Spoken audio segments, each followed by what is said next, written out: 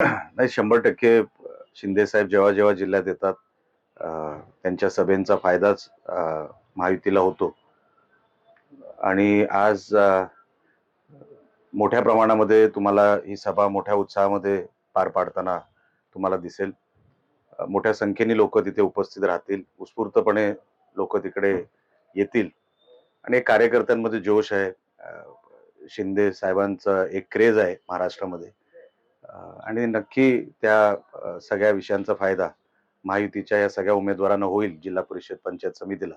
माझ्या मनामध्ये खात्री आहे. त्यांचं मनापासून अभिनंदन आहे. पालकमंत्री नितेश राणे यांनी अनेक वर्षांपासून हा पाठपुरावा सातत्याने चालू ठेवला. त्याला यश मिळालं. त्याबद्दल त्यांचं मनापासून कौतुक आणि अभिनंदन. आता अ, असे पॅरलल रस्ते माझ्या मतदारसंघातही 2 प्रस्तावित आहेत. सावंतवाडी मतदारसंघातही आहेत. आता हे सगळं आम्हाला टप्प्याटप्प्याने मिळावं याच्यासाठी पाठपुरावा आमचाही चालू आहे. सन्मान्य पालकमंत्री आमच्याही मतदारसंघाच्या ह्या सगळ्या कामांसाठी पाठपुरावा करतायत. लवकरात लवकर या सगळ्या कामांना यश येईल. पहिले तर तुमचे मी आभार मानतो. तुम्ही ह्या कामांची दखल घेतली त्याबद्दल मी तुमचे आभार मानतो. माझा जो काही निवडणुकीला शब्द होता किंवा जे मी कमिटमेंट लोकांना दिलं होतं, की मागच्या 10 वर्षाचा जो बॅकलॉग आहे, तो मला भरून काढायचा आहे आणि रस्त्यांचं जे जाळं आहे, रस्त्यांचा जो आराखडा आहे आणि विकास कामांचा जो काही बॅकलॉग आहे, तो मला भरून काढायचा असल्यामुळे सातत्याने मंत्रालय स्तरावर पाठपुरावा, जिल्ह्याच्या प्रशासनाबरोबर डी-पी-डी-सी असेल, डी-पी-ओ असतील, कलेक्टर असतील, त्यांच्यासोबत आमच्या मीटिंग आणि सर्व स्तरावर आम्हाला सकारात्मक प्रतिसाद मिळाल्यामुळे महायुतीचं सरकार पैशाने कुठेच कुठल्या आमदाराला कमी पडत नाही. आणि मोठं योगदान सन्मान्य शिंदे साहेबांचं आहे, सन्मान्य फडणवीस साहेबांचं आहे. अजितदादा होते. अजितदादांनी खूप मोठ्या प्रमाणामध्ये पैसा मला दिला. मी सगळ्यांचे आभार मानतो, पण अजून हे काम संपलंय असं मला हे म्हणण्याचं कारण नाही. अजून भरपूर कामं करायची आहेत. एका वर्षामध्ये जर आपण हे सगळं करू शकतो, म्हणजे एक फार मोठी स्पेस अजून शिल्लक राहिलेली आहे. ती भरून काढायची आहे. ती येणाऱ्या 4 वर्षात मी भरून काढायचा 100% प्रयत्न करेन. मी का उत्तर देऊ अशा व्यक्तीच्या स्टेटमेंटला?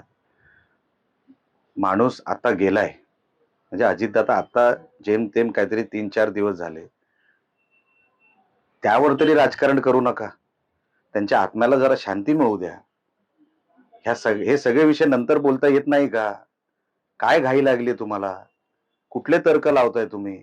काय संबंध आहे अमित शाह साहेबांचा आणि पवार साहेबांच्या पक्षाचा? अहो, त्यांची अवस्था बघा घराची. मी त्यांच्या घरात जाऊन आलो. तेवढं हे दाखवलं नाही, माणुसकी दाखवली नाही संजय राऊतांनी. अजितदादांच्या घरी जायची किंवा जिथे अंत्यविधी होत होता तिकडे जायची.